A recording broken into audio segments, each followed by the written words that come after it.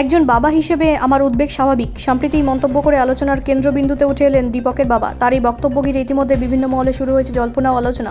দীপকের সাম্প্রতিক কর্মকাণ্ড এবং তাকে ঘিরে বিতর্কের প্রেক্ষিতে এই মন্তব্য করেছেন তার বাবা।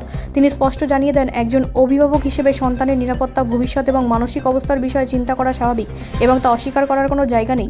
তিনি আরও বলেন, আমরা চাই সে নিরাপদে থাকুক এবং সঠিক সিদ্ধান্ত নিক। বর্তমান পরিস্থিতিতে যে ধরনের চাপ ও বিতর্ক তৈরি হয়েছে তা একজন তরুণের পক্ষে সামলানো সহজ নয়। তার এই মন্তব্যে একদিকে যেমন পারিবারিক উদ্বেগের প্রতিফলন দেখা যাচ্ছে, তেমনি অন্যদিকে পরিস্থিতির জটিলতার ইঙ্গিতও মিলেছে। পরিবারের ঘনিষ্ঠ সূত্রে জানা গিয়েছে, দীপকের পাশে সবসময় দাঁড়িয়ে রয়েছে তার পরিবার। তবে পরিস্থিতি স্বাভাবিক না হওয়া পর্যন্ত তারা সতর্কভাবে এগোতে চান। বিশেষজ্ঞদের মতে, জনসমক্ষে থাকা ব্যক্তিদের পরিবারকে প্রায়শই কঠিন পরিস্থিতির মুখোমুখি হতে হয়। এই ধরনের পরিস্থিতিতে পরিবারের সমর্থন অত্যন্ত গুরুত্বপূর্ণ ভূমিকা পালন করে।